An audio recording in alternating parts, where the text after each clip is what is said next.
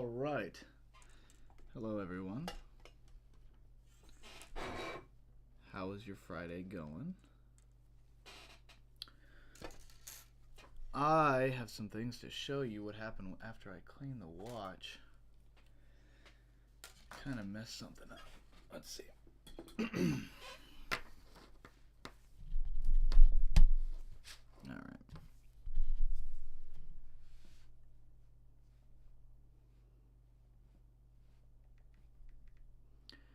So,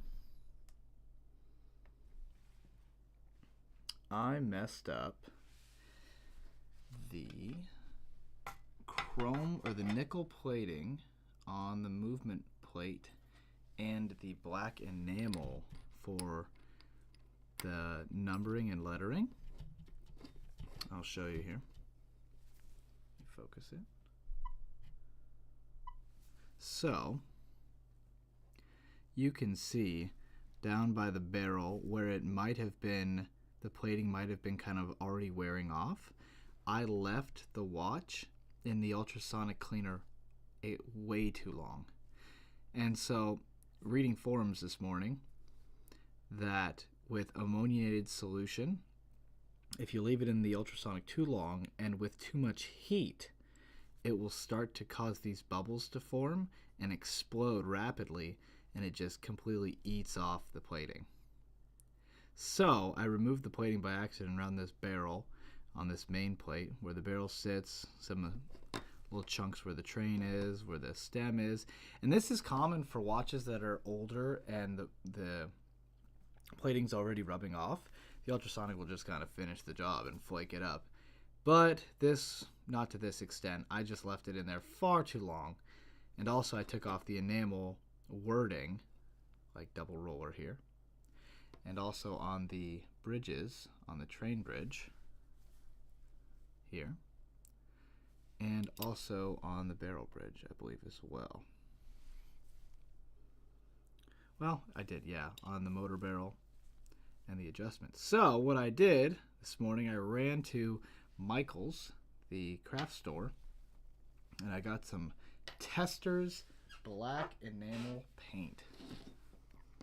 So I'm going to reapply the lettering. I've never done it before. I got this little baby brush here, this extremely fine-tipped paintbrush. And so we're going to apply those lettering back on. The plating that got removed on the barrel, that's just what it is. I can't, unless I'm going to replate the whole thing, I'd have to punch out all the jewels and all that, but I'm not going to do that. We're just going to leave it as worn. So, lesson to be learned here is don't leave your watch in the ultrasonic honestly longer than 5 minutes. I'm going to start doing 4 as I used to do, 4 and 5. I accidentally forgot it in there, and I think it was in there for like 15 minutes, 15-20 minutes. So that was not good. But let's apply. This enamel paint takes 4 to 8 hours to set. I'm going to apply it, since we're using just a little bit, and see if I can't get away with putting the watch together after I apply the paint. If I can't, no problem. We'll just have to wait to assemble the watch. But I'm going to try it nevertheless. So, okay, how do I want to do this initially? I might do this under the microscope. That might be the best. Oops. Might do this under the microscope. Here.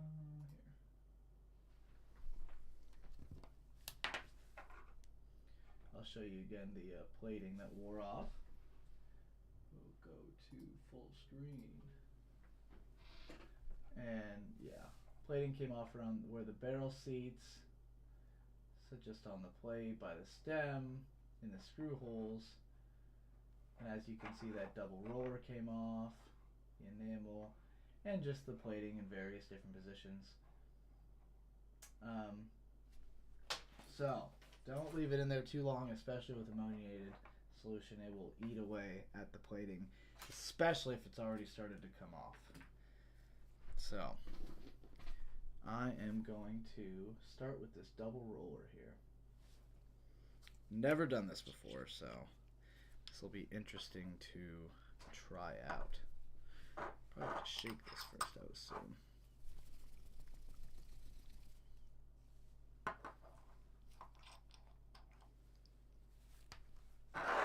Okay. Let's see.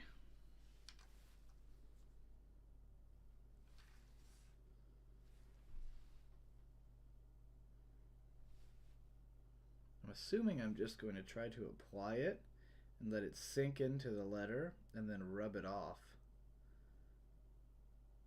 I'm thinking is what I'm going to do.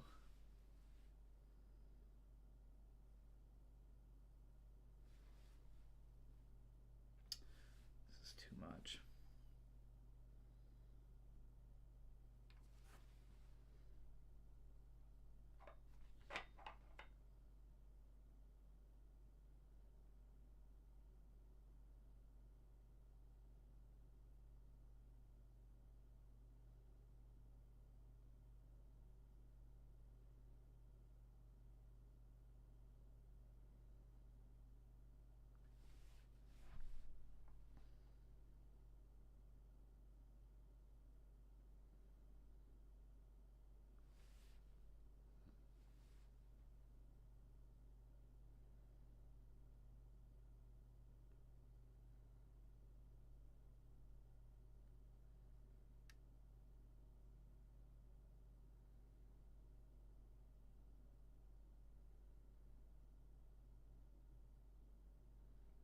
I want these numbers or these letters rather to be bold.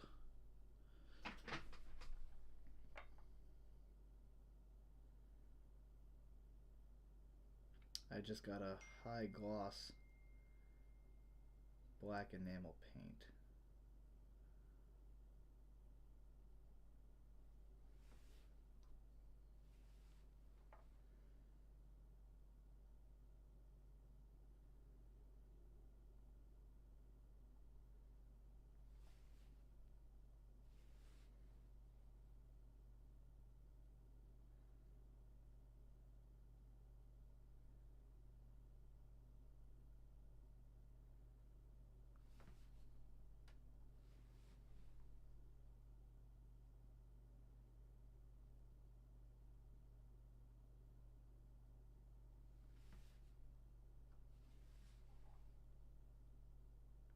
Oh, and I found the jewel from last night. I searched for probably an hour to hour and a half, and I actually found it. So that was nice.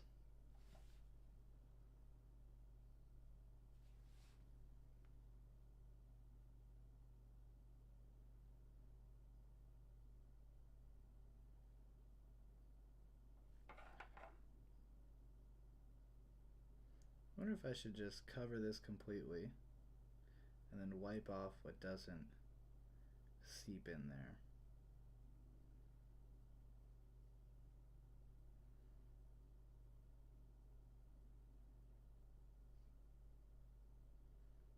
That might be easiest.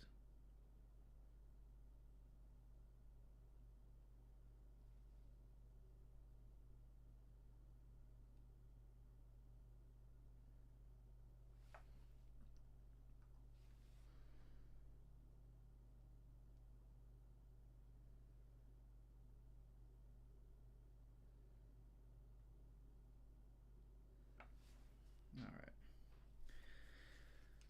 Let's see if we can wipe it off. You don't hear any Devil Wears Prada. Did you watch that short? Yes, I enjoy. Oh, do I have? Okay, good. Just making sure I don't have the desktop audio on. Yes, I like old Devil Wears Prada and new Devil Wears Prada is pretty good too. That's funny you bring that up. Let's grab a Q-tip and take that off. I don't know if you noticed, Tim, but this is the Bunn you sold me, and I managed to mess up the plating. So, thank you for selling it to me. Let's see. How should I take this off? Oh, and Tim, if you have actually a pointer to how to take off this paint, I would love it. I wonder if I should take it off with like pegwood. Or if you just have a pointer as to how you did it.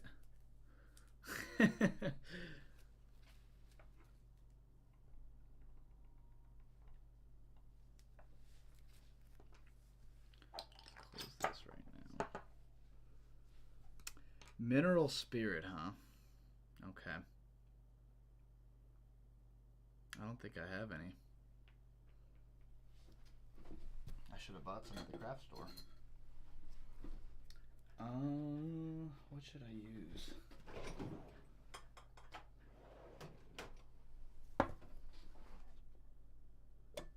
Oh, used alcohol? Perfect, okay.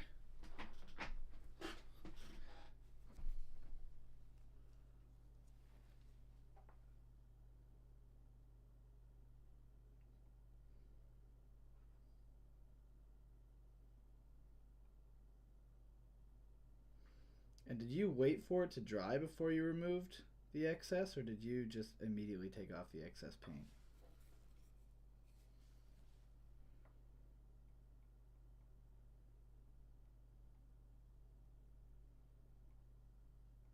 Because it seems like I should be waiting for it to dry.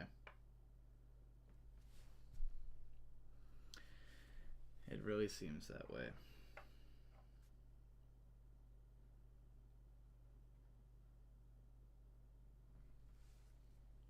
Use a Q-tip weighted 10. Oh, really? Oh, okay. Well, let's try that then.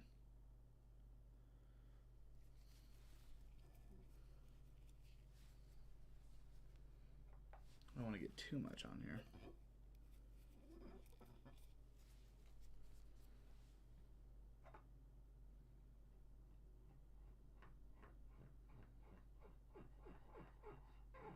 Look at that.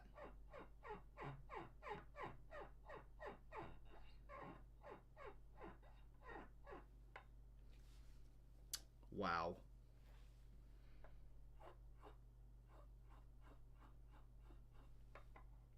That worked really well.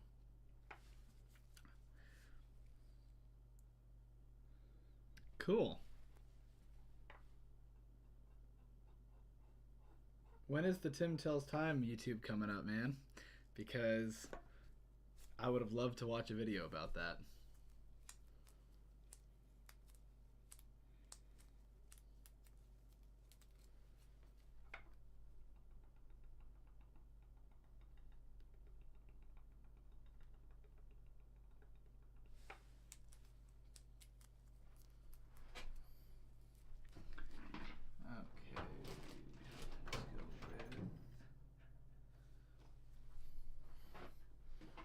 Can't afford a camera. You can't afford a camera, but you're buying cleaning machines and whatnot. My camera was only like, I guess it was like $500 or $600 actually, but still.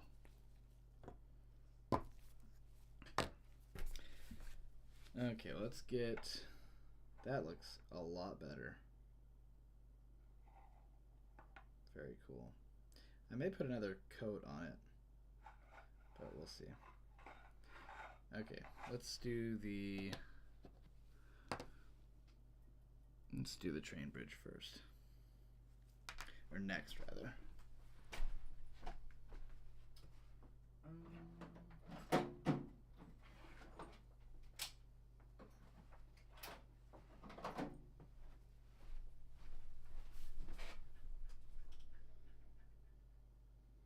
Yeah, well, editing video sucks. That's why I am doing live streams right now.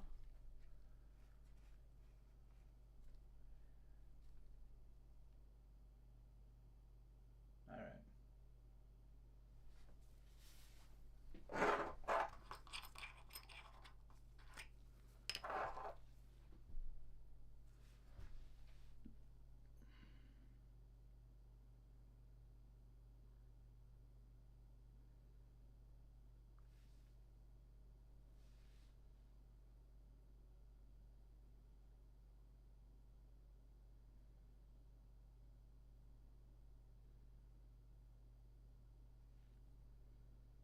Okay, I put way too much paint on.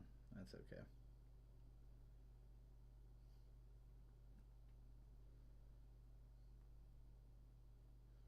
Just make sure not to get it in the jewel.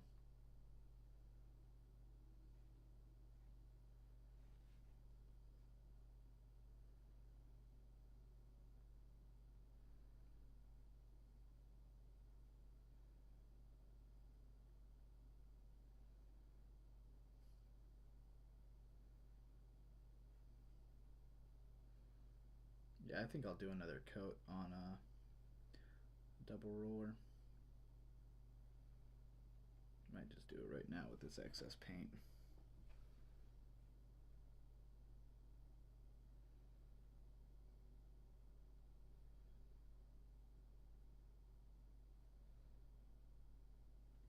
Okay.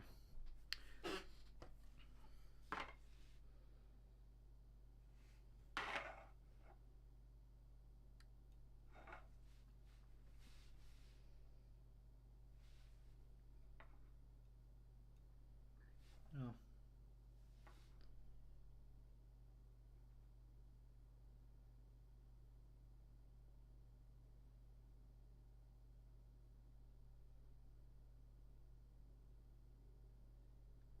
Okay.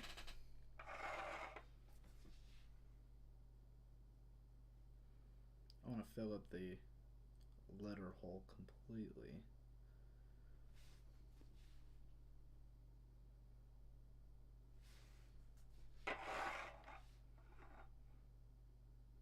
Yeah, I need to have a better balance of edited videos on my channel and live streams. I hate editing videos so much. I just need to get over it and do it. It's just ridiculous.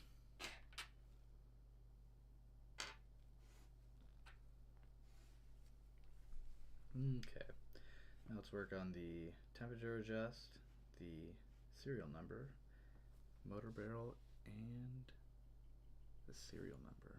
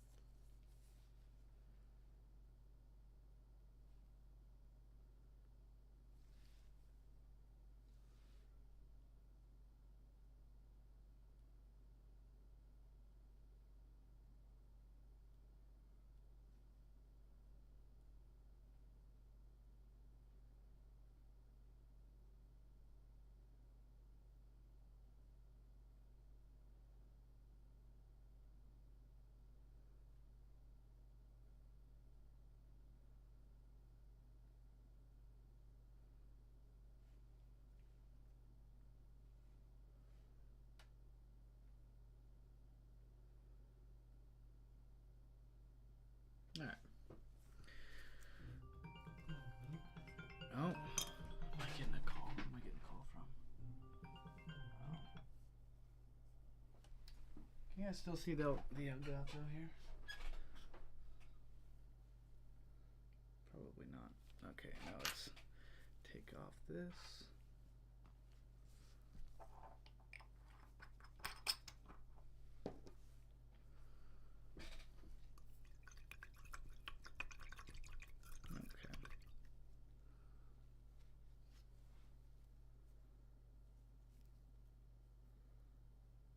Don't want to ruin this paintbrush tip. I'll just let it soak in there.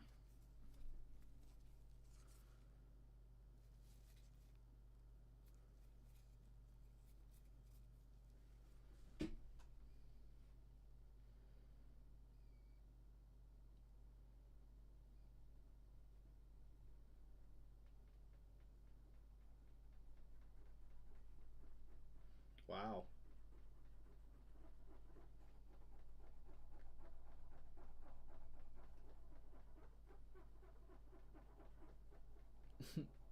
Wow. That turned out really, really good.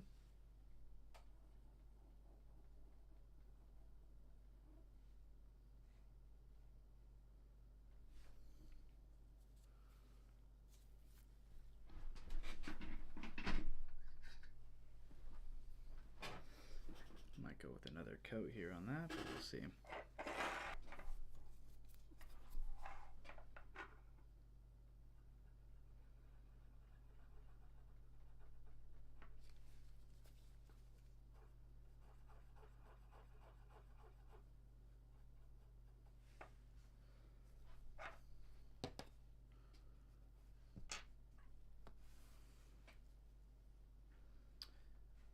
is looking pretty good.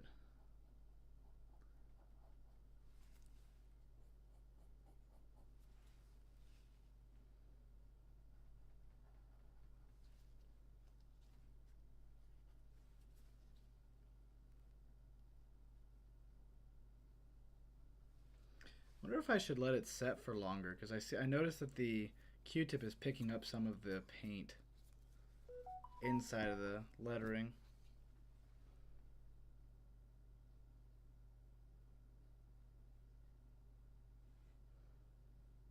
We'll do a second coat on this, but I might let it sit for longer.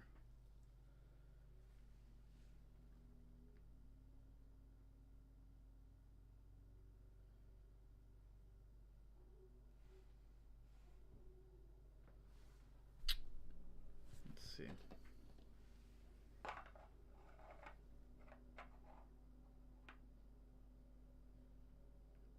Yeah, I might actually just let it sit for a lot longer and then wipe it away. I really want it to be bold like it was. Okay.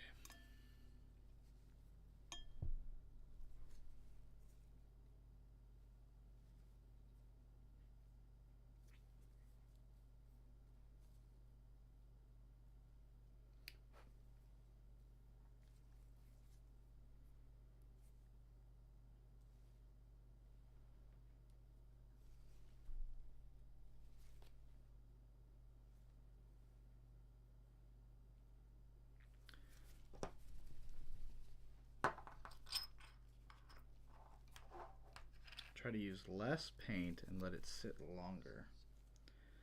That's what I'll try to do.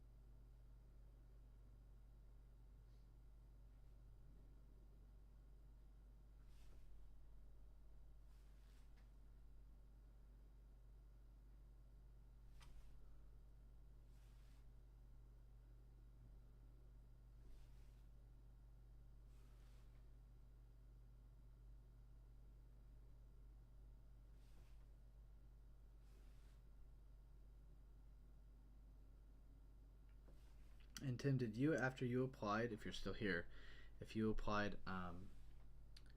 the paint, did you run this through the ultrasonic again after, or did you just clean it with alcohol and go at it and start putting together the watch? Because this enamel paint says it takes 24 to 48 hours to fully set. Of course, I'm not going to let the excess set that long, but just wondered.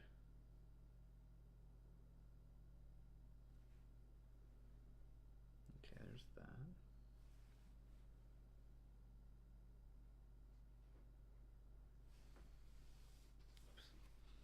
Let's go with this.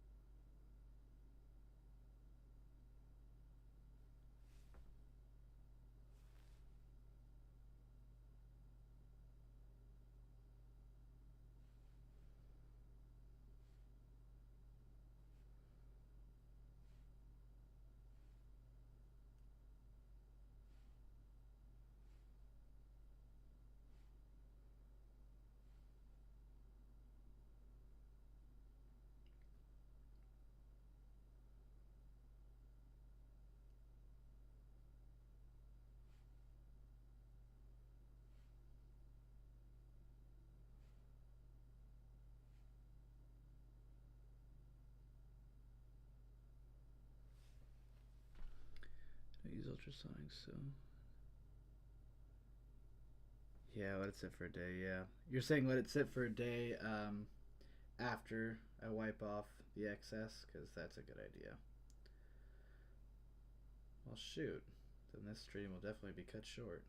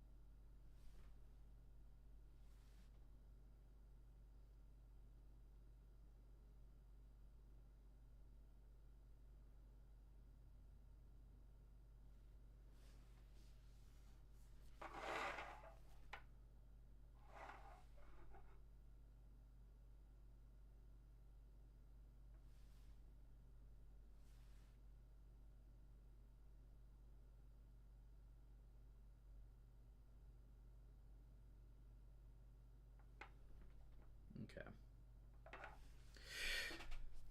Let's let that soak in there.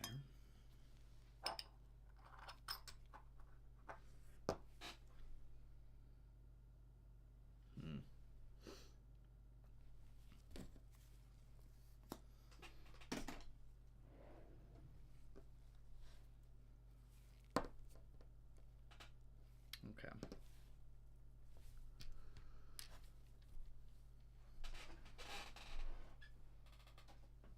I want to grab something flat that I can scrape the excess paint up and doesn't remove the paint that's in the inside the lettering. I wonder if this will do it. If I could sharpen this a little bit.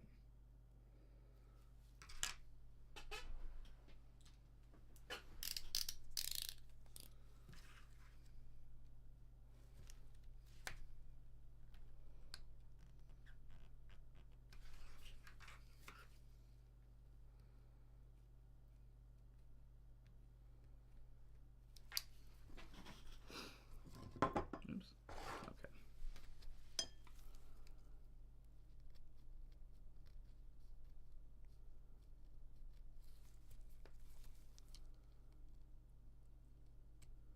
This is just like a little wood pushing stick. I used to like push down plates and bridges and whatnot, or bridges. So I don't scratch them. I wonder if I can get this sharp enough to scrape off that paint, and then I'll come through with alcohol after.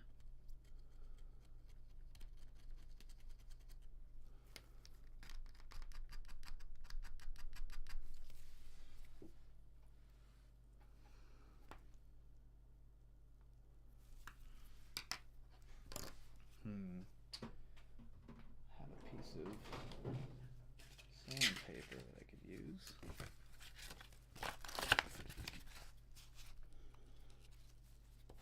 Flatten this out.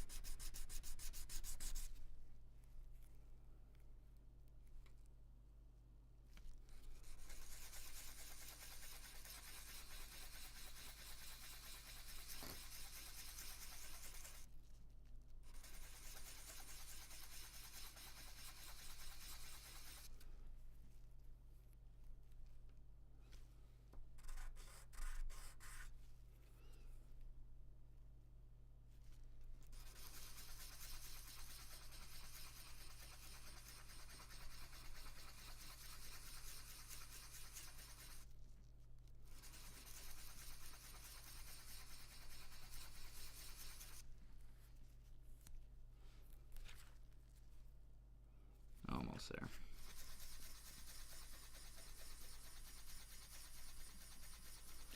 Oh my gosh.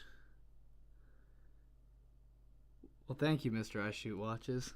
That's amazing. Today I'm just so for your viewers, if they got ammonia cleaning solution, whatnot, I basically left this Bunn special in the ultrasonic cleaner far too long, and what it tore off some of the plating to the main plate and to the bridges, and it definitely ate the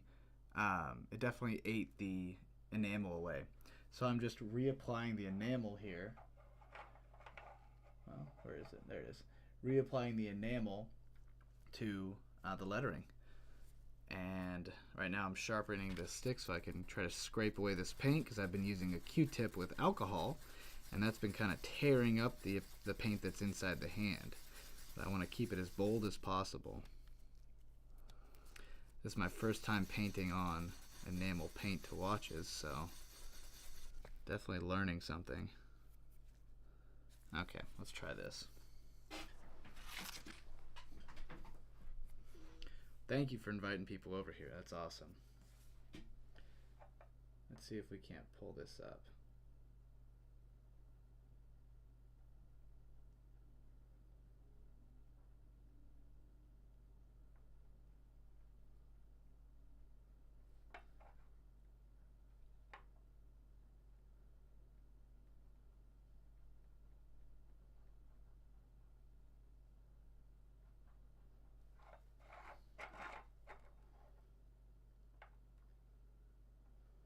Well, I don't know if that looks better or not, but it makes me feel better. I don't know. I feel like with the alcohol and Q-tip, it was yanking some of the paint out of the lettering, out of the recesses of the lettering. And with this, it still might be doing that. I may have to apply a coat, let it fully dry, and then scrape it away. It looks pretty good though. There's a lot of paint in there. I'm probably just being ridiculous, but okay. Is it only the dial that was affected? No, no. I would never put a dial in the ultrasonic. Yeah. The lettering to the plates. No, if you put a dial in the ultrasonic, it would eat away all the paint. No. Just the lettering here.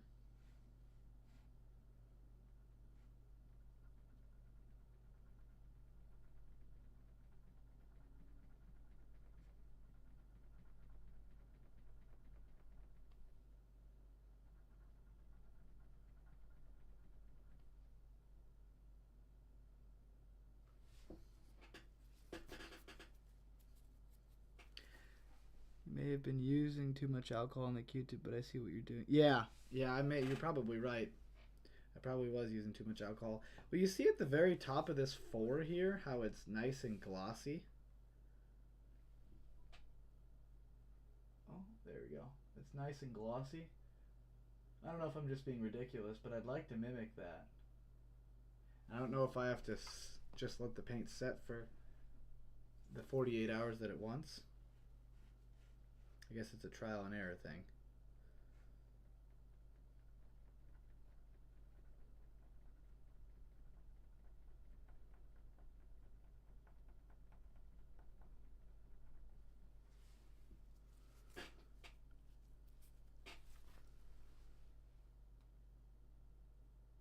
Yeah. Might help gloss it up on the surface. Yeah, this is similar to pegwood. This is a little bit harder than pegwood.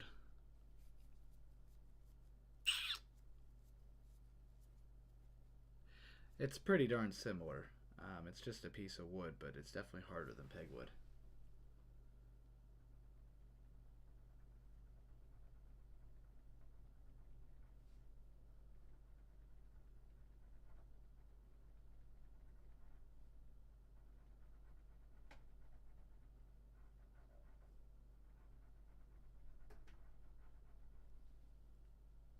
It still looks pretty good.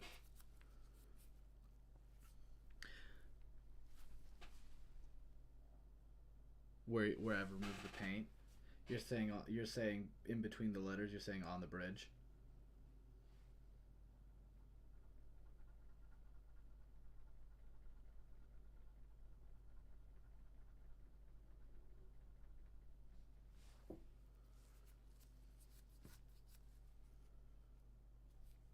No, this is yeah, it's wood. I mean, it's kind of like a plastic wood, but no, it's definitely wood. I know it looks kind of like plastic, huh? Well, now you got me second guessing what the hell this is.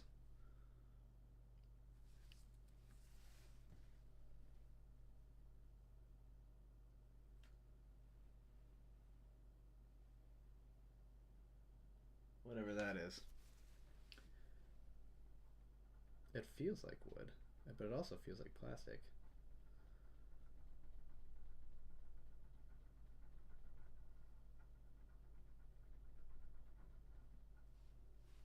Definitely have to clean up in between the letters.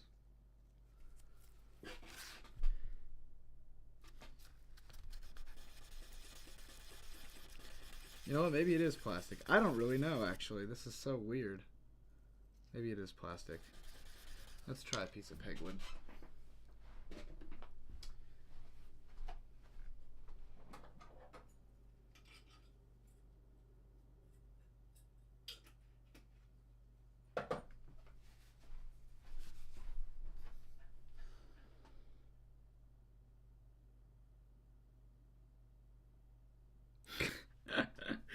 Yeah, not going for a 60-hour live stream, man. I don't think I could work on watches for 60 hours. Oh, man. 5 days straight of just working on watch. Or not 5 days, rather. What is that? 2.5 days. 2.5 days would be freaking crazy to work on watches. Now let's try to hone this.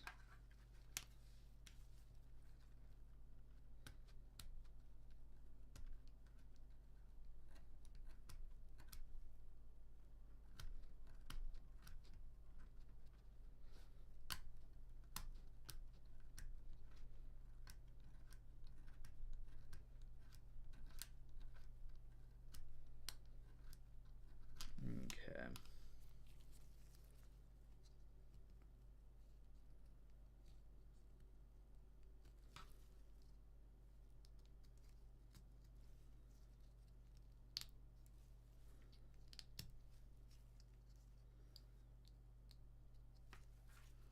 I think I broke off a little bit too much. Okay, let's see.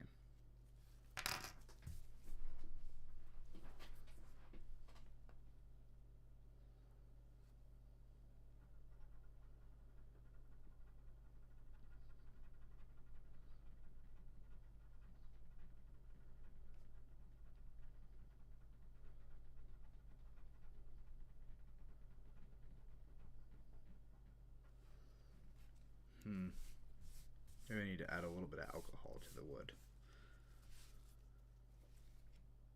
Just a little bit.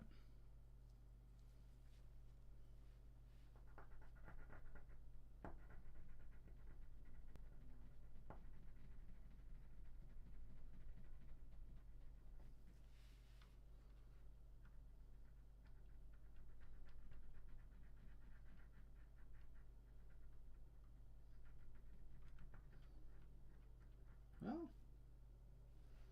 that looks good.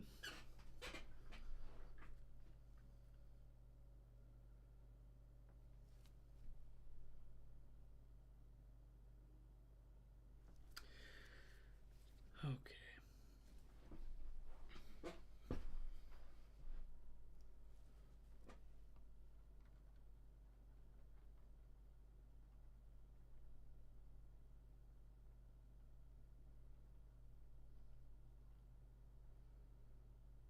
Mr. I Shoot Watches, how long have you been doing watch repair?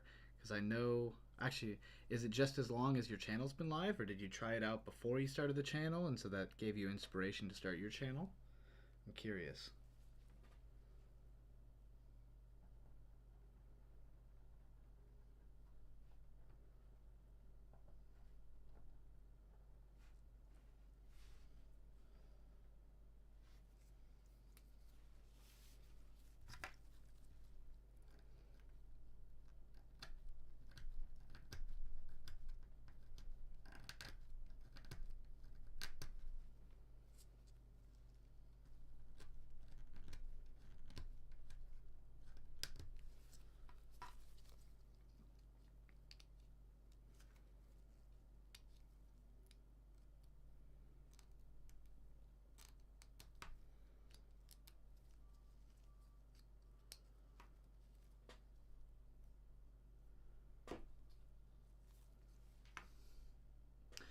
Yes, I'm not doing watch repair either. I'm doing watch breaking. Clearly, as I ripped off all this plating and enamel paint.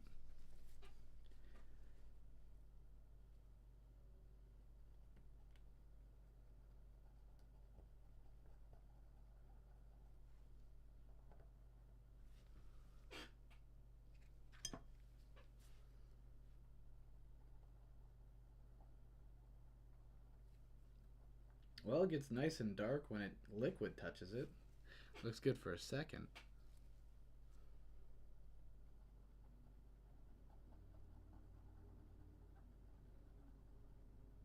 This is probably the best we're gonna get it though.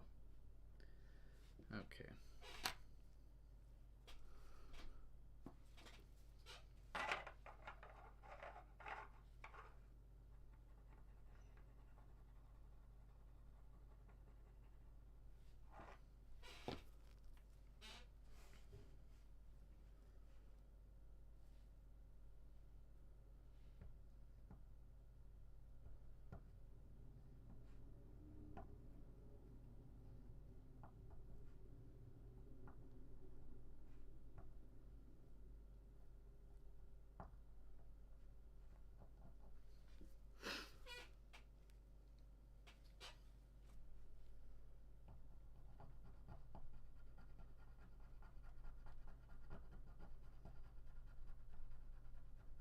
All right.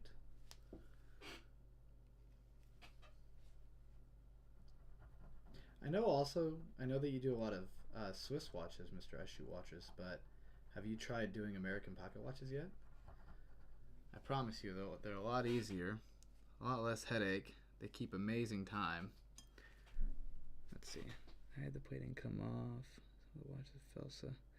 Elma. So, did you have it in there too long? Because the ultrasonic just beats on plating. If there's a little bit of a chip or a flake on the plating, the ultrasonic, those waves will just beat on it. Because I'm using the correct, I'm using a ammoniated cleaning solution and a waterless silicone-based rinsing, and yeah, it's the correct solutions. It's just I left it in the ammoniated bath way too long, and so it just beat on the plating. I'd say anything over 4 or 5 minutes, if you've pre-cleaned it, is not needed. I always pre-clean stuff, but yeah. No American watches for me. I'm telling you, there's in this era, they were, I don't want to say unmatched, but they were, for the price, they were absolutely unmatched. They are extremely high-end timepieces, and everything just falls together when you repair them. I just worked on it was either a Felsa or a Font, and it's a great watch, but I just love American watches in this time period. If you find yourself picking up any Illinois or any Hamilton, it's a dream to work on. I don't know what the availability in Switzerland is like for American watches, but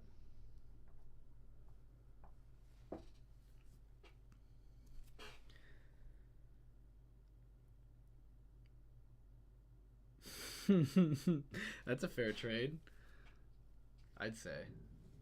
American pocket watch for a Daytona is a fair trade indeed.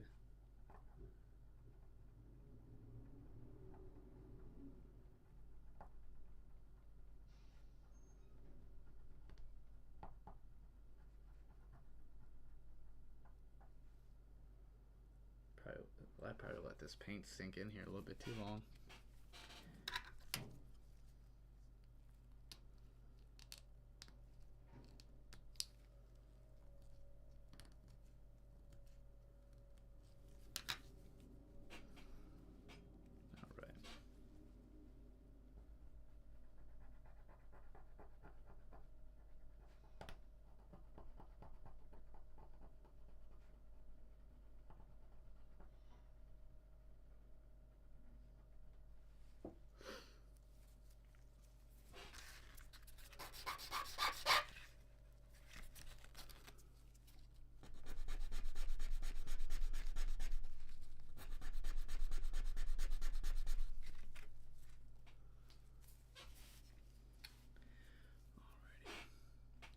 almost done with this paint.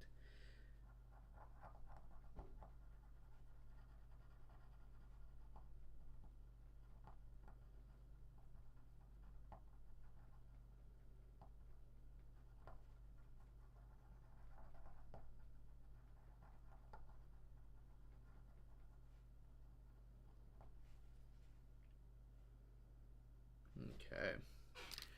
I'm gonna try a Q-tip with less alcohol just to soak up some of this stuff. I hope I can do less alcohol here. Let's see.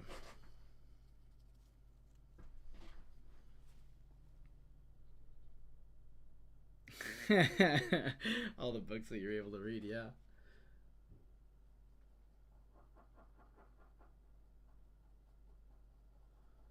Okay, this looks good. I'm probably going to throw this in the ultrasonic to clean it actually when it's fully dry in a day or two.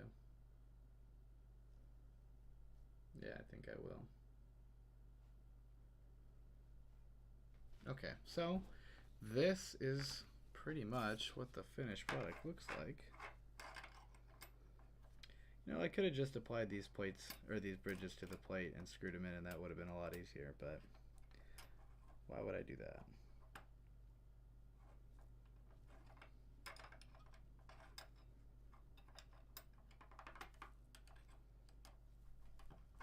So we have motor barrel 21 joule. We got our double roller. And we got our Bunn special 60 hour. And then adjusted temperature 6 positions and the serial number. I will definitely throw this in the cleaning machine when it's fully dried. Because you can see this, these jewels somehow got some of this gunk on there. Which I probably will pegwood with alcohol right now. Yeah, I'll do that. I'll pegwood those with alcohol so they're clean to go in the cleaner.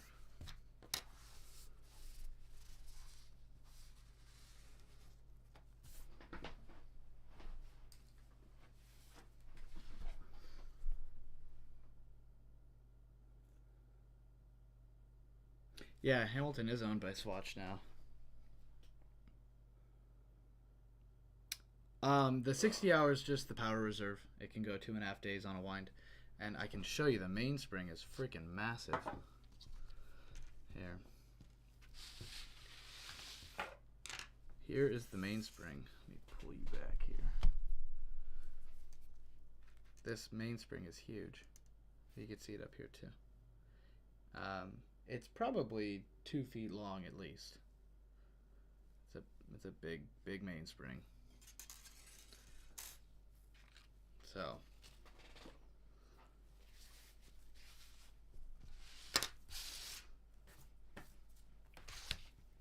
okay. Let's get these jewels pegwooded here.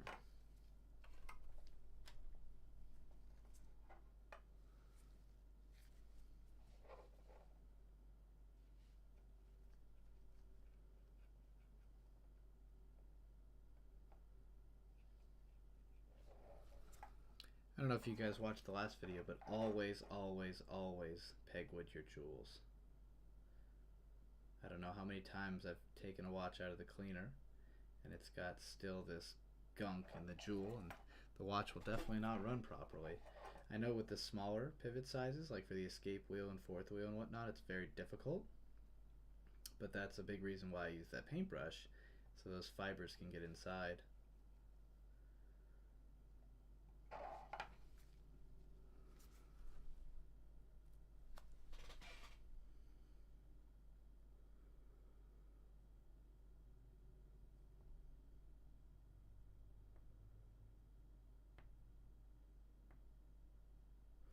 Yeah, if you have a wind indicator, and the wind indicator goes past the up down, whether it be down or up, the mainspring's probably been replaced with one that's either longer or shorter. If it goes past, it's longer. But it's always hard to determine, because I just did a wind indicator Elgin BW Raymond, and it went way past. It was probably, the watch was probably rated, like you said, for 40 hours, but this thing it went way past the indication for full wind. And originally they were set with those blue steel mainsprings, and now we have the white alloy ones, but it had definitely been replaced. But 60 hours is quite a bit.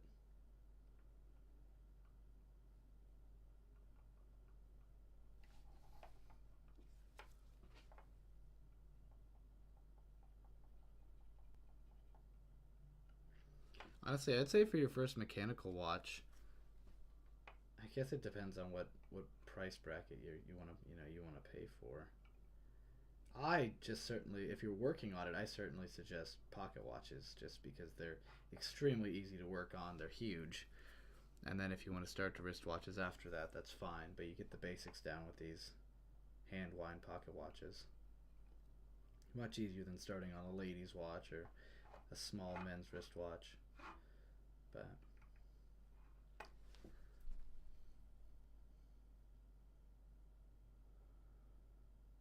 let's see.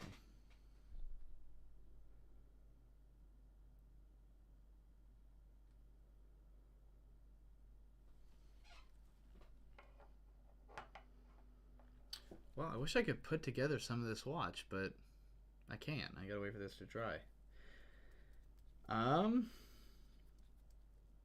I guess I could start. I have a customer's ladies watch that I could start disassembling and show you. I usually don't do these small watches on stream because they're such a pain in the butt. Let's see. Let's put this away for now.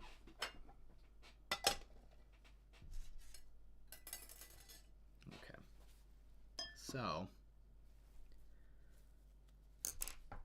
I showed yesterday the one I was working on, and this one's as small or smaller. Pegwood.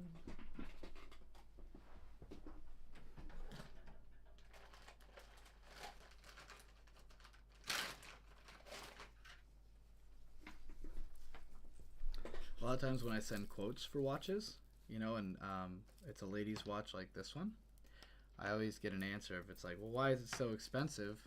It's just a small little watch. And I'm like, that's exactly why it's expensive. I mean, working on this and compared to other watches, holy crap. They're much more of a pain and much easier for mess up, for just to slip and break things. Okay. Let's put all this away.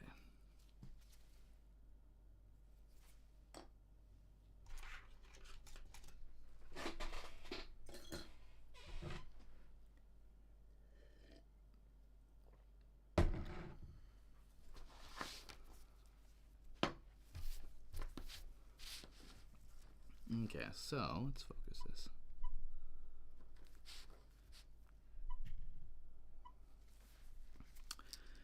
This is a Kenor. It's just a solid gold little lady's cocktail watch. And I guess it was given to this woman for getting her master's degree in '73. Let's see if you guys can see it in here.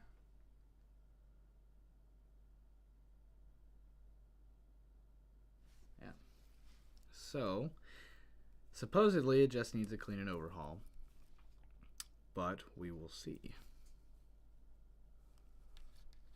With these ladies' watches, they have this catch, this little chain, so that if you undo them, the chain catches and it doesn't fall off your wrist and break.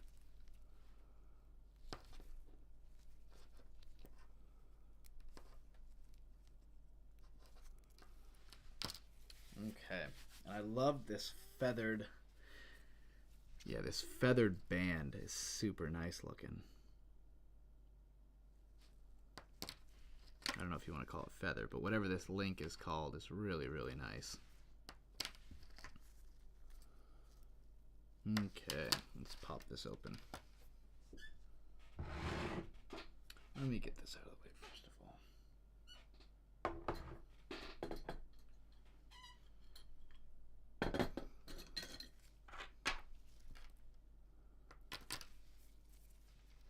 big thing what you want to do when popping open a watch is control over force. So you don't just jam your tool inside the watch and break the movement or scratch the case. So a lot of times I'll put my tool where there might be a sweet spot. I'll kind of notch it in where I feel friction. I'll put my thumb over the tool and pinching it in between these two fingers, and then just kind of rock this up. And that did not do it. So let's try the other side.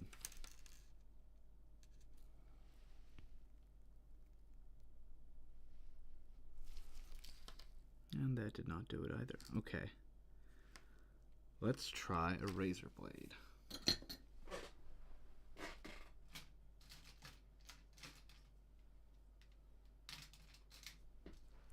There's a small crease in between the case and the back. We want to fit this inside of that crease and try to wiggle it up.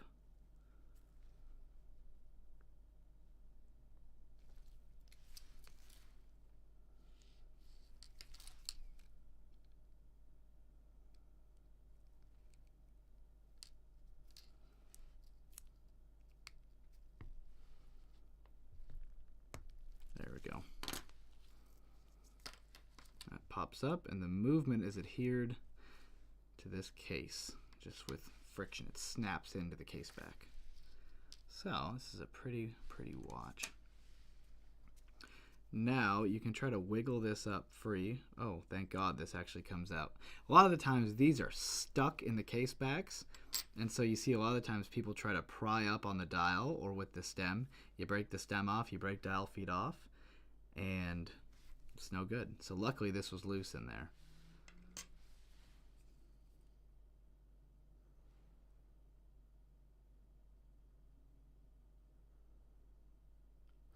Yeah, this is not, it's not too fun to do these movements just because they're so darn small, but somebody has to do them.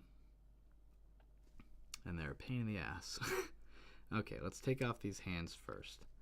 We're gonna pop out this crown. We're gonna move the hands to 12 o'clock. Like so. I'll put this on a little movement holder here. Or not a movement holder, but a little pad. And we'll go grab,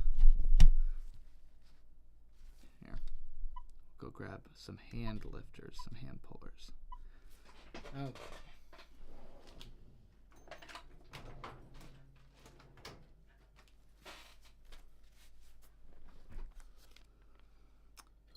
Okay, so plastic guards the hands and the dial from the remover. Wiggle that into place and pull up. Just like that, the hands come off. Okay. This is a normal sized movement holder. We're going to get a small one.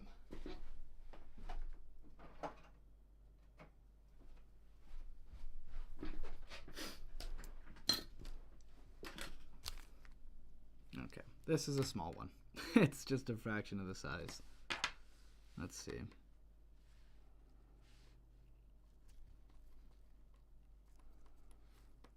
We're just going to remove the dial here.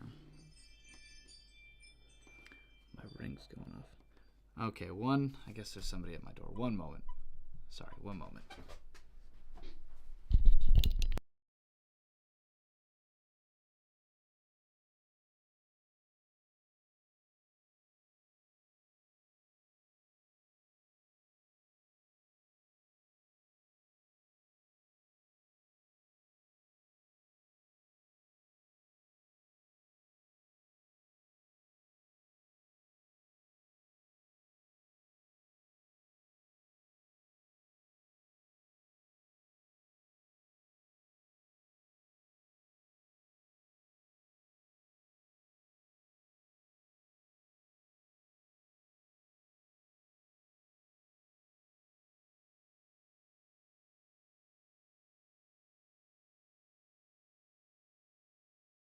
And I am to put a battery in this Barbie watch. This is old. No, it's from '94. But so I'm supposed to take the back off, put a battery in it, and get this going. Pretty in pink. Okay, that's what that was for. Let's get this dial off of here.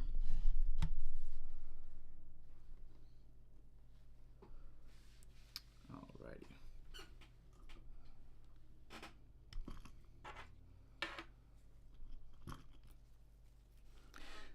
Usually with these smaller dials, there's 2 screws holding and anchoring the dial to the movement. Here's one. There should be one over here. About at 11 and 4. And if everything's okay, the dial pulls up. Okay. Basically, the dial just has, not 11 and 4 actually, this was 8 and 4. The dial just has these 2 little feet, and screws butt into those feet and hold the dial to the movement. I'm going to first take off the power wheel.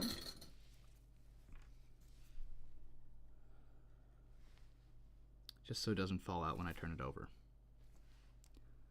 Let's turn this watch over and release the power.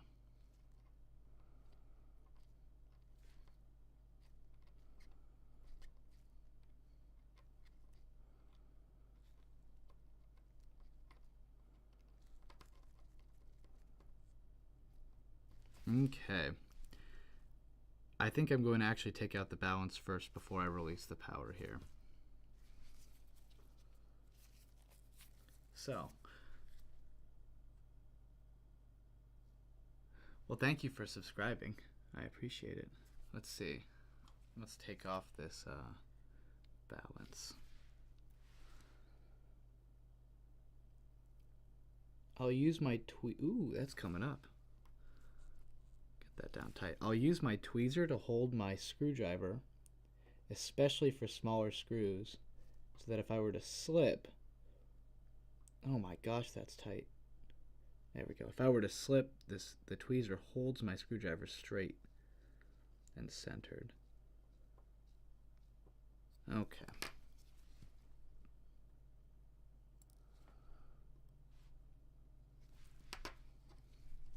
A lot of the times, under the balance cock, there's a tiny little notch, a little sweet spot that you can stick your screwdriver and wiggle, and it brings the balance cock up so that you can remove the balance.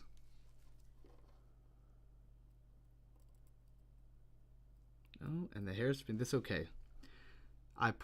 Initially I pulled up towards the rest of the movement, and I got the hairspring caught under the center wheel. Now, I may have to correct the hairspring and bend it back, but that's something to note. I was just trying to wiggle this balance wheel free so I can get this out of here. But the hairspring will catch under that center wheel. Let's see. See if I can't pull the balance wheel up and out. And then pull the rest of the stuff. There we go, like so. Okay, now let's remove power if there is any.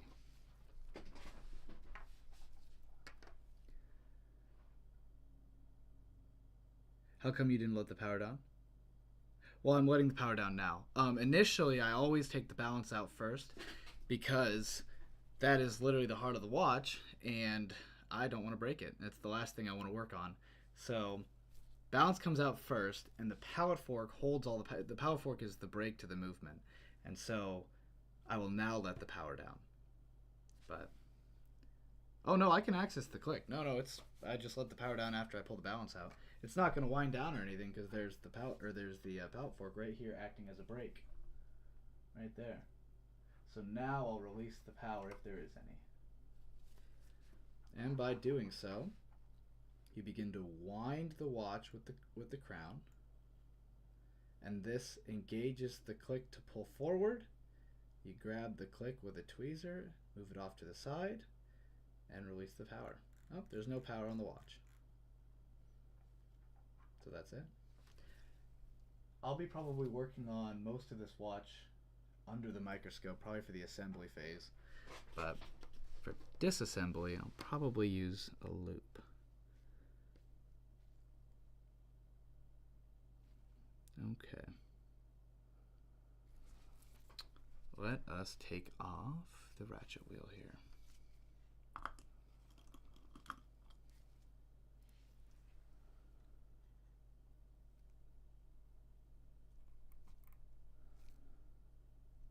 Oh my goodness. Why does it feel like I'm tightening it when I'm loosening it? Okay.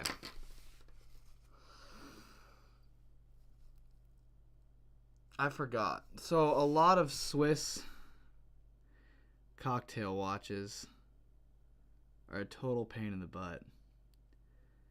So I'll show you what I just did.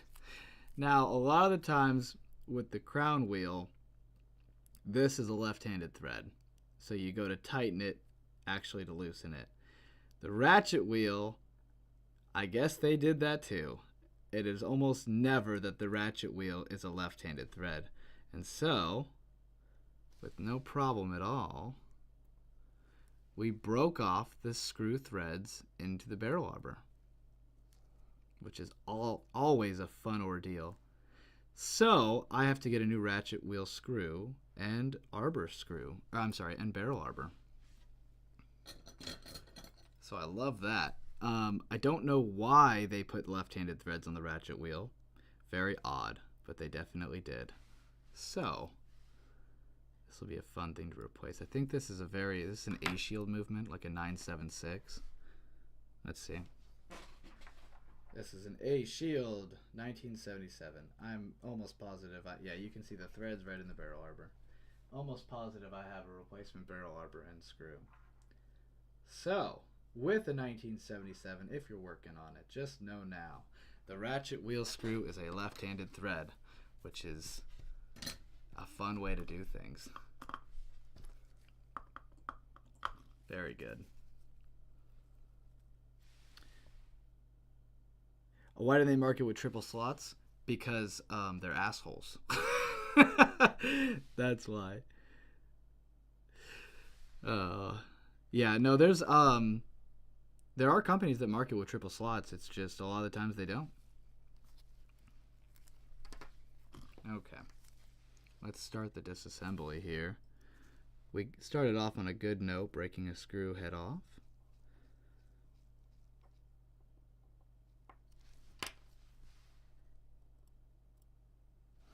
But you can see how, I felt that it was tightening it slightly, but by the time, oops, there goes the click. But by the time I just put it just a little bit more force, it broke the head off. This is how easy it is to break stuff on these smaller watches. Okay, so I like to use a piece of Rodico whenever I'm removing these click springs, as well as like the shipper spring, just so when I pull up, the Rodico takes the force of the spring and it doesn't fly off into the universe. Now let's remove that crown wheel screw. Now this is another gander. Is the crown wheel screw a left-handed thread or a right-handed thread? Let's see.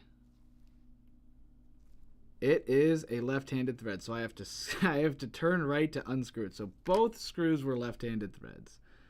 Amazing. Okay. And they have this teensy little ring that wheel rides on.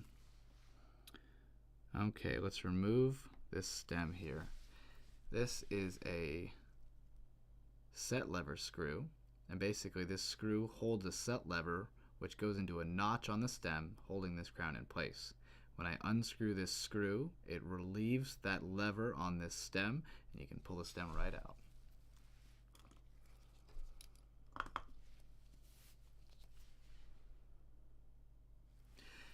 It takes a lot of balls to do this live. Yeah, I've just broken so many. It's not even a problem at this point. Okay, release the stem just like that. I know with watchmaking, or watch repair, whatever you want to call it, things go wrong all the time. And so if you can just say this too shall pass, then you'll be a-okay.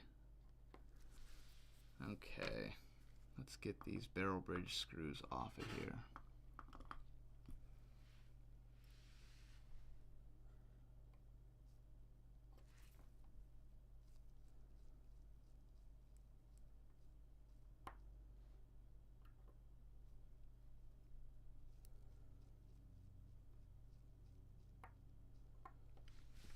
Yeah, for reference, this is about the size of my thumbnail. A little bit smaller. Okay.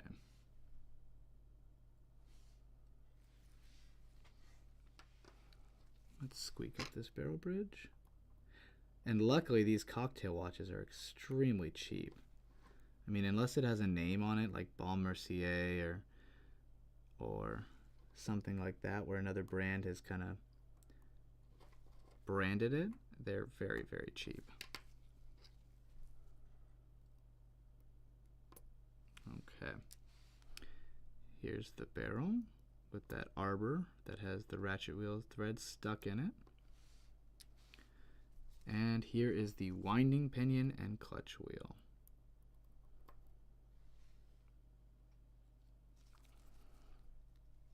Okay, let's take out this bridge now. Or actually, let's take off this train bridge.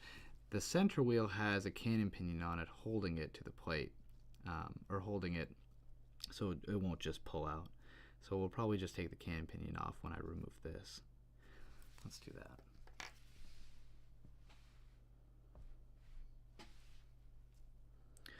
What is that? I think you said it is an A Shield 1977.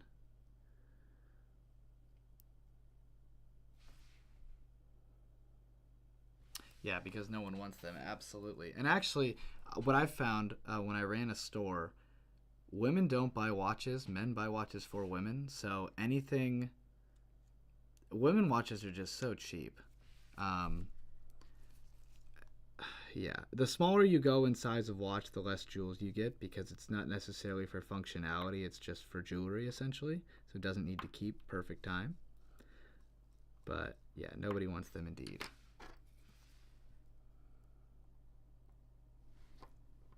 Okay.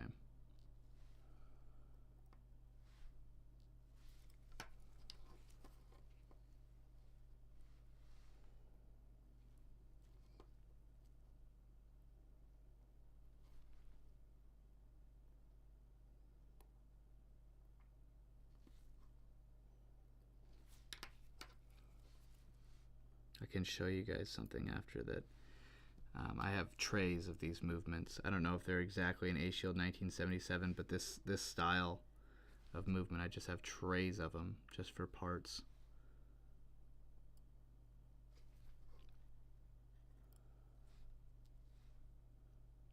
This escape wheel kind of needs to slide out of here. It's in a little bit of a slot. There we go. Oops, there we go. Okay, let's remove this pallet fork and then we'll go for the center wheel after we pull off that cannon pinion. Yes, AS 1977, yeah.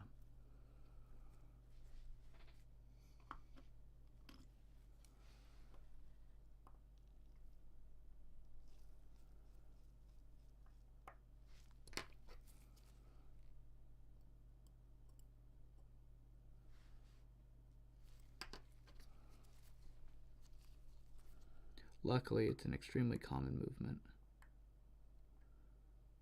A Shield made a lot of watches.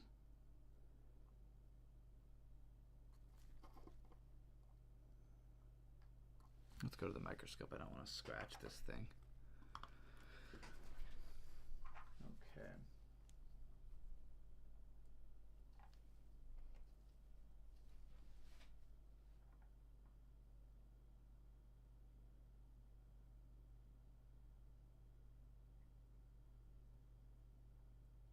Okay.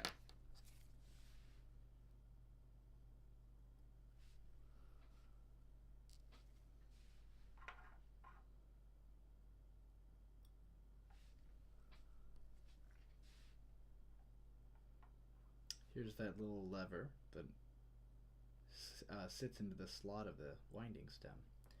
So when we unscrew this screw, the lever will drop out. Let's see if we can't unscrew it here.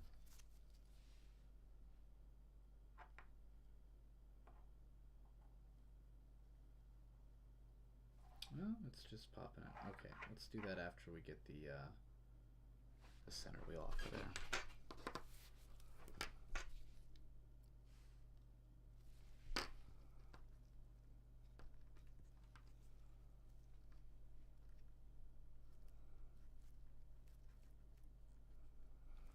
Okay, so I'm going to come up with a puller, and this little cannon pinion in the middle of this movement, I'm going to yank up here with this hand puller.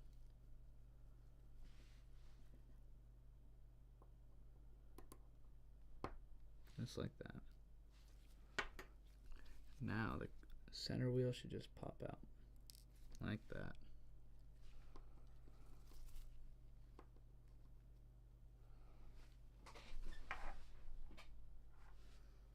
Okay, let's remove.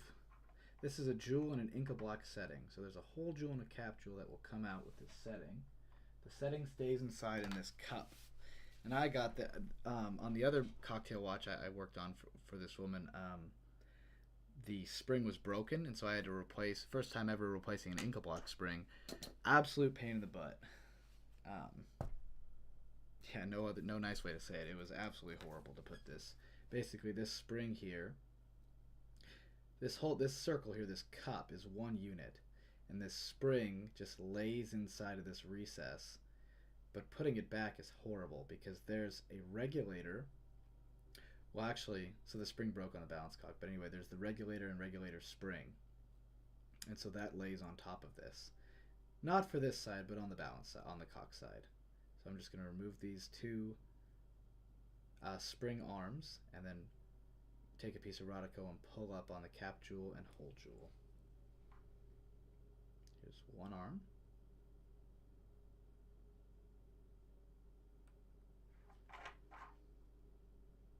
And two arm. And this just lays back. And we're going to pick this up with some Rodico.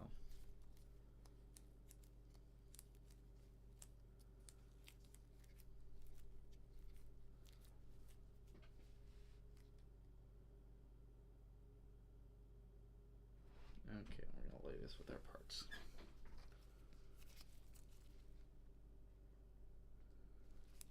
Alrighty. Then I like to lay this back down for the cleaning process.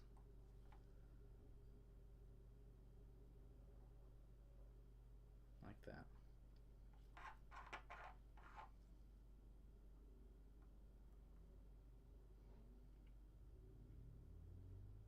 This is the shipper bridge or setting mechanism bridge.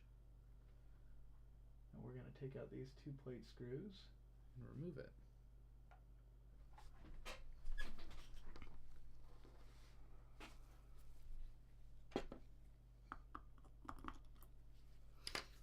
Where's my loop at? There it is.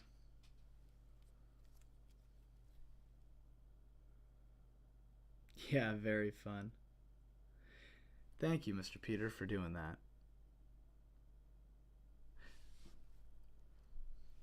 Hope you have a nice day. Okay, you guys get to see. There we are.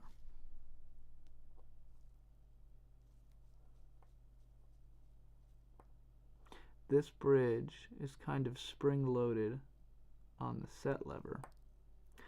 Oh, that screw popped out. So, you have to be very careful that it doesn't explode up.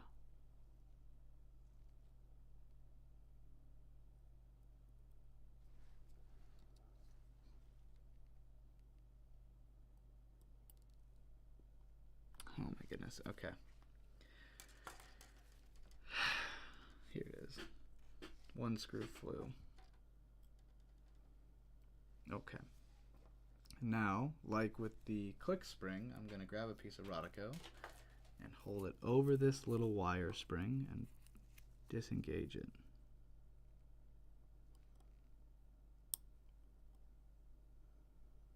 Like so.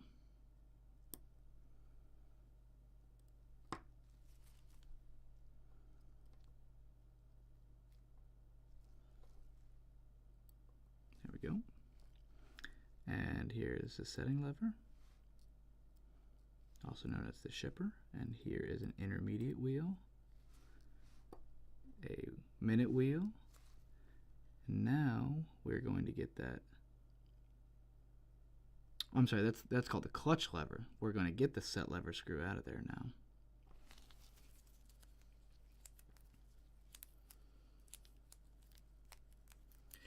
The loop work, yeah. I mean, you guys just get to see my big nose in this point of view. Yes, loop work is a pain. I mean, to film it is a pain in the butt. Filming this is why I don't work on small watches when I'm filming, because they're just horrible. I mean, you can barely see anything. They're just horrible. But because of that, enamel paint needs to dry. The show must go on. So let's get this setting lever screw out of here. It fell out. Okay, so it was basically on its last thread. There's that, and then we'll pull out this. There's the setting lever screw. Okay. A-Shield 1977. This appears to be in really good condition. Okay. Cool. Let's now remove the balance wheel from the balance cock and the jewels as well. So let's grab this plate again.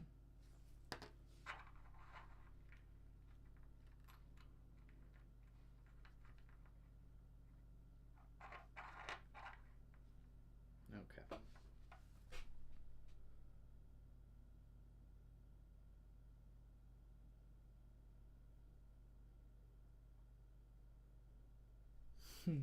Okay. Let's do this.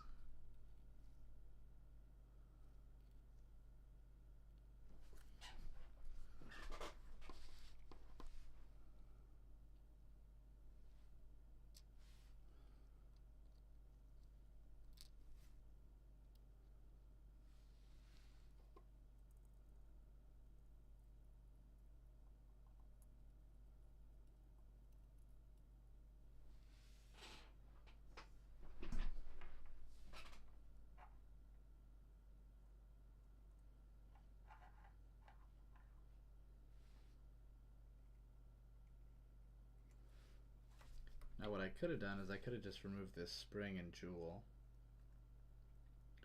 first thing, but I'm not that smart.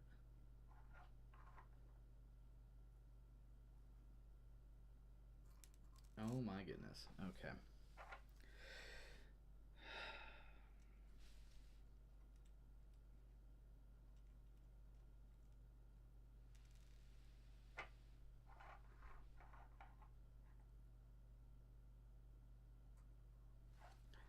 Luckily these hairsprings are pretty damn hardy, but never let your balance fall out of the plate. You will just bend the hairspring and break it. There we go.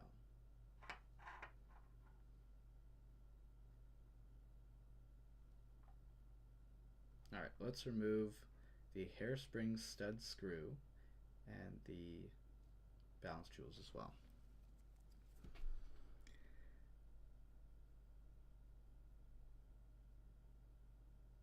Okay.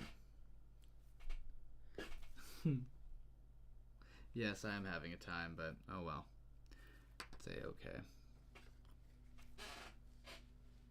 Listen, if you mess up a hairspring, all that means is you get more practice on how to fix them later. That's all it is.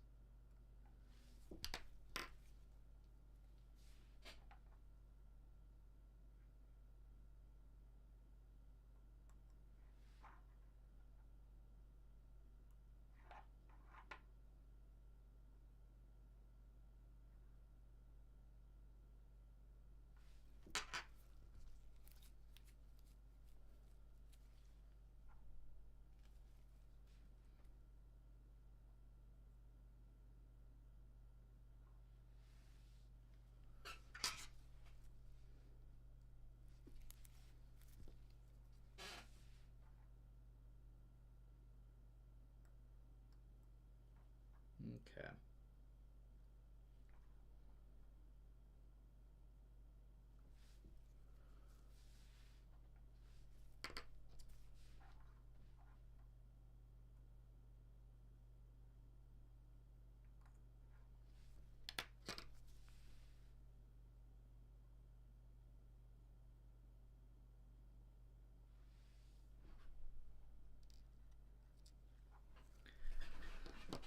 pop that hairspring stud out of the cock here. Oh, this is another thing too. That's also super fun about cocktail watches. Let's grab a bench block, I'll show you. So,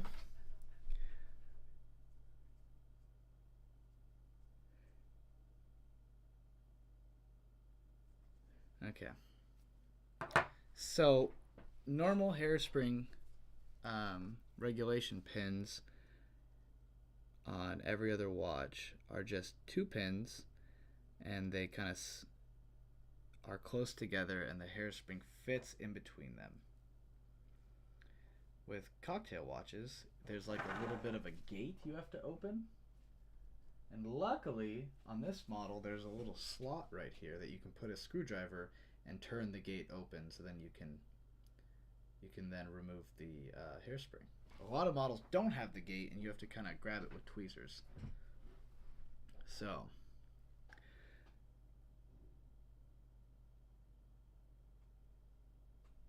okay, let's remove. Gosh, this is so small.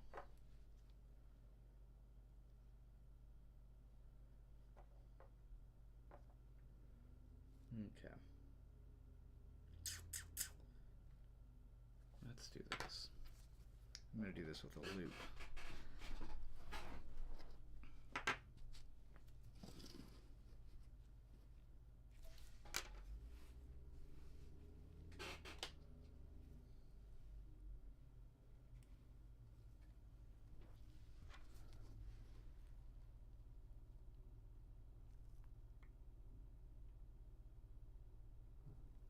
Okay. All I did was stick my screwdriver in the slot and turn to open the gate. There's the gate opened. Now we'll pop the hairspring out, pull up on the stud. Now the balance is free. Just like that. Okay. Now I'm going to screw in actually this screw here, because I'm not going to take that out of there, and it will definitely vibrate out of the stud holder. So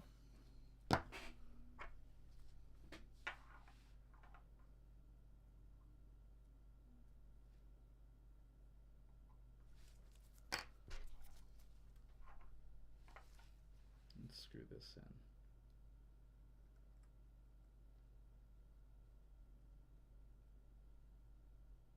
Like so. Don't screw it in too tight. You can easily break off that screw. Okay.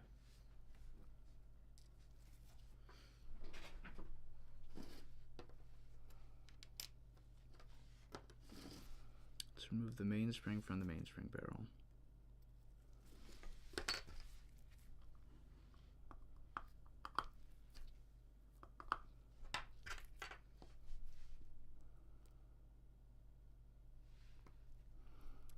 You just kind of put it on a flat surface and push down on the barrel. Oops, oh, I'm sorry, you didn't get to see that. Push down on the barrel, and then that forces the arbor up and forces the cap off.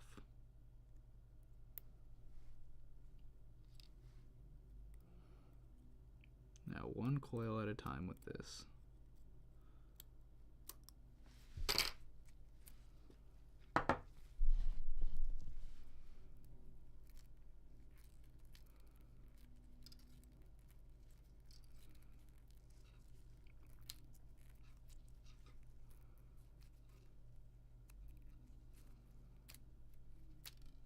Okay.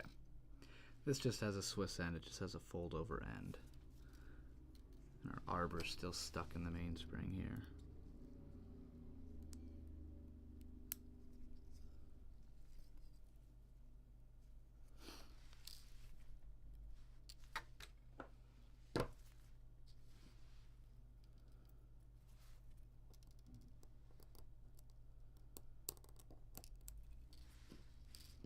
Okay, so we need to replace the barrel arbor and the ratchet wheel screw, as they broke off into each other. Okay.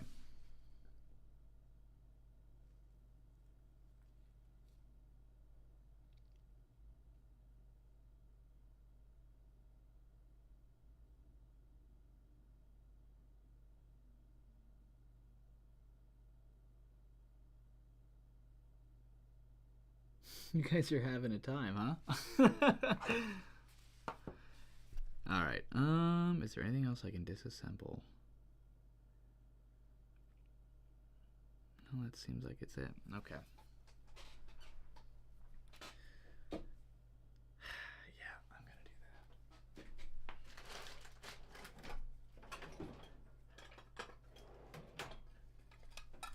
that. Okay. Next, I'm going to do, this is just a small petri dish, and I'm going to pour 99% alcohol in here. Let the watch parts soak that need to be soaked. I do not put the palette fork or balance in here because it will eat the shellac away, and you don't want to do that. So, just pour some alcohol in here. This is some used alcohol. I don't get new every single time. Okay, there's that. Now let's start putting our pieces in here.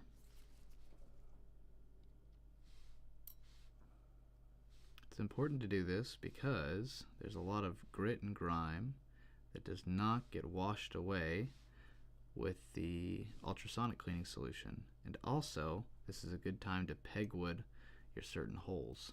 So your mainspring barrel holes, the center hole, on the barrel bridge where the mainspring arbor goes, you want to pegwood all those holes.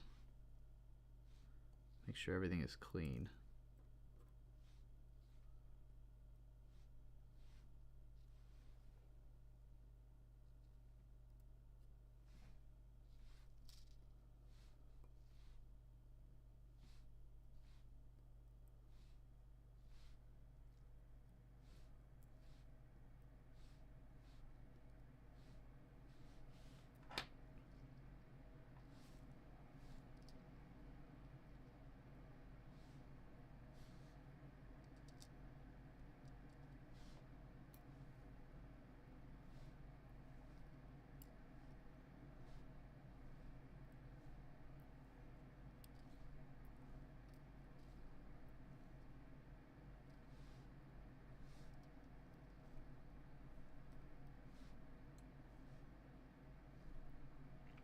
That was the lower jewel, and this is the upper jewel.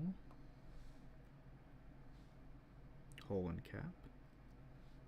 Pallet fork bridge. Here's our wheels, our train wheels.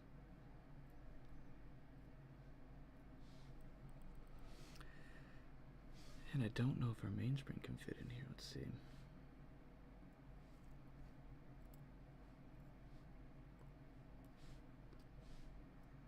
It can. Cool. Okay, and then our main plate. So, we're just going to let that soak for a bit.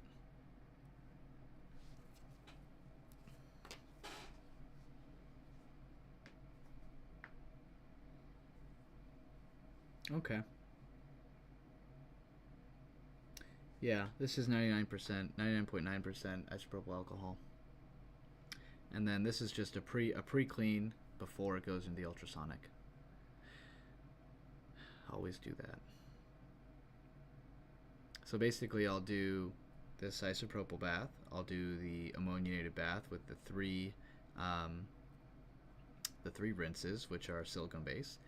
And then for the parts that like cap jewels and different hole jewels and whatnot, so palette, escape, balance, cap and hole jewels all go in one dip, and I let those soak for a minute or two, and then I pull them out, let them dry, and then all the parts that I need to be epilamed I know now are absolutely clean, and so I'll do the cap jewels, I'll do the escape wheel and the palette fork and put that in epilame, let that set, pull them out, and then they're ready for the watch.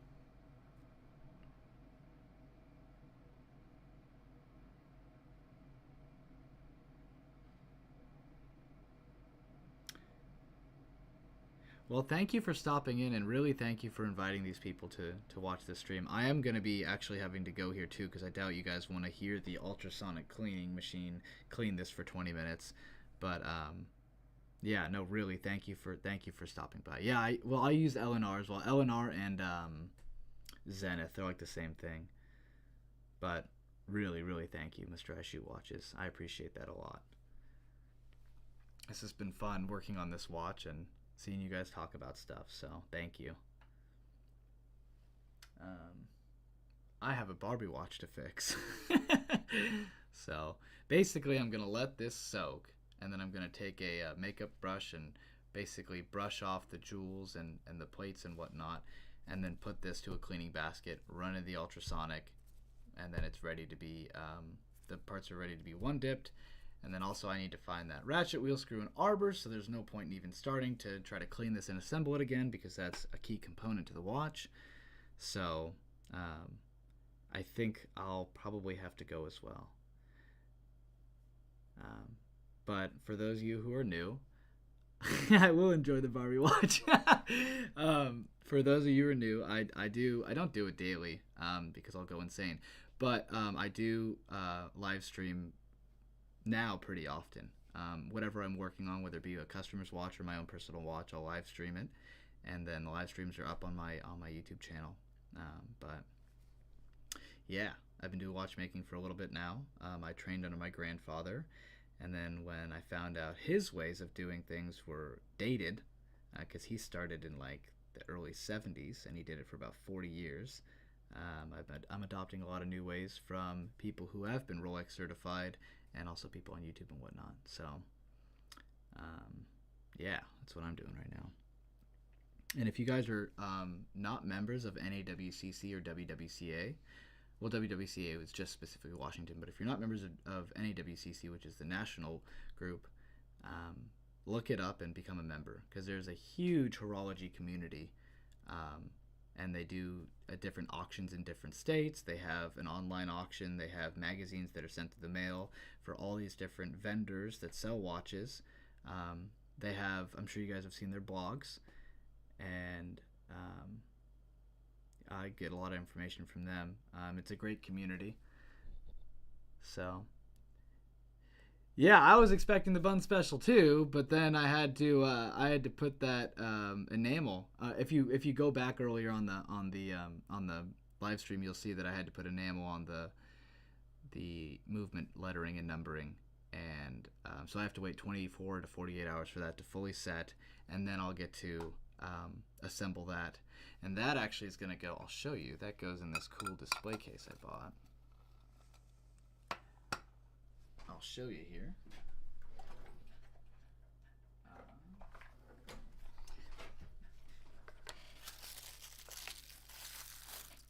I'll put it in this. This is just a rose gold bar over crown, new. It's not a vintage one, it's a brand new display case. And so that Bunn right over there will go in here. And that's why I thought it was extremely important to get the lettering back on there after it came off, because that's a display back. So yeah, that needs to set and dry before I assemble the watch, because I'm going to clean it again. So I'm sorry that you're expecting that, but I was expecting it too.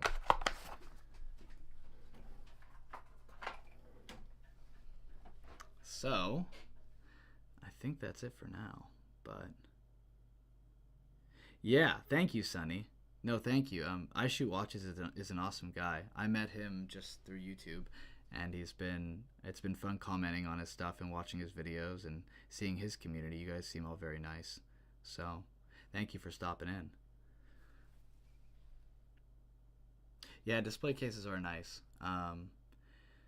I try to go with original cases for vintage pocket watches as much as I can. I'll show you the dial to this. But if a lot of movements, the cases have just been worn out over the years, so it's just a movement that's for sale on eBay. And so I think this display case, these new ones, are a great fix and solve for that problem where there's just a million movements and not enough cases. So yeah, this dial, it needs, I'm going to do a dial repair, do that, I think it's like a beeswax kind of porcelain repair up at this chip. So I will definitely fix that and try to massage some into this hairline crack.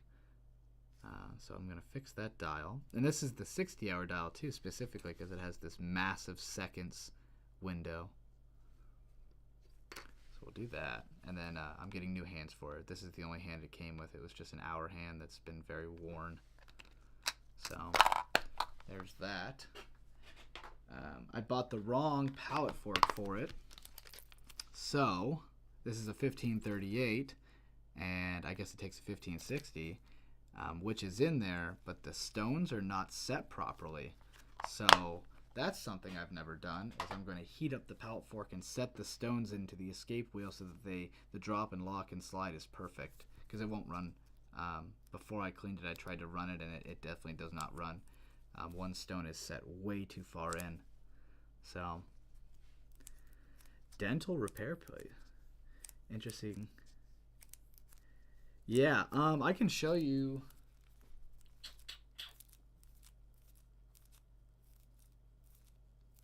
Oh, Tim, by the way, I'm pretty sure I sold you that pallet fork for that watch, but I didn't have a 1538. Come to find out, 1538 does not fit. So I have to return that. I think I have the repair here. It's just like this little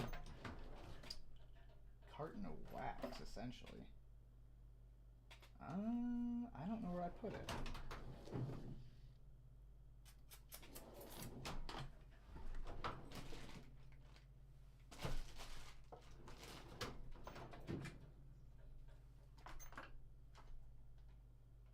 I'm gonna have to find it. Oh, wait, is this it? There we go. Dial enamel. I have a pallet fork warmer, yeah. Okay, so these guys. Silver finish poison. Well, that's good. Okay. Dial cleaner, dial enamel. So essentially, you chip off. Let me focus this. So essentially, you chip off a piece of this. It's kind of gooey. Here's some more of it. But it's kind of like, it's kind of gooey. It's like wax. So you pull off some of it, and I've only done it a couple times, and so I don't have the best method for it. But essentially, you kind of lay this in the crack of the dial, and then you take heat to it, like that. So you would lay this wax inside the crack. You take heat to it, and it kind of gloops down almost like solder and fills up the gaps. And it can be, it's weird when it's heated. It's like a glossy finish, like porcelain, and then when it starts to dry, it gets more of a matte finish. But if you do a good enough job, it repairs it very well. So I'll be doing that as well. Let's see. Liquid shellac is two-part epoxy. Dental repair paste. I wonder what that looks like. I'll have to look that up. That might work better than this. This stuff is old. Oh yeah, here's some. Here's some more. But got a bunch of this wax stuff.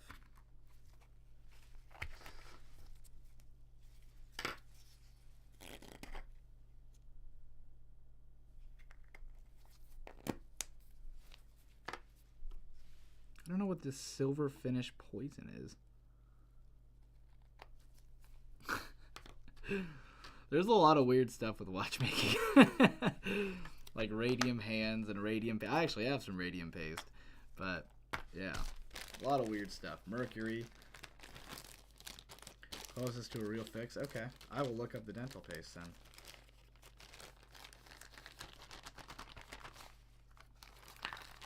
Yeah, this is more. This isn't really a fix, like you say. It's more of just like a coating, makes it look pretty as opposed to this big old copper crack. So yeah, dental supplies on eBay. Okay, Well, I think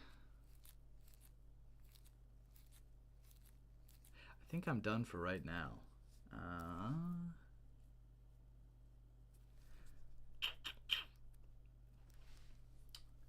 don't know what I can do. This needs to be cleaned and assembled, and that screw and arbor. The Illinois Bunn Special that paint needs to set. I have a Rockford. Well, no, I have to wait for a parts watch. Somebody on this Rockford,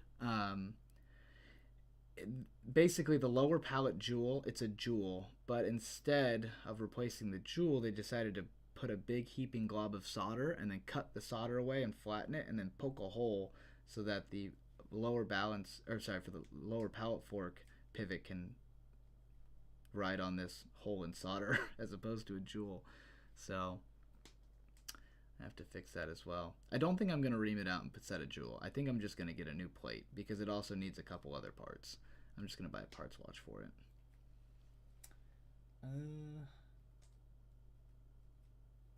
Yeah, I think that's it.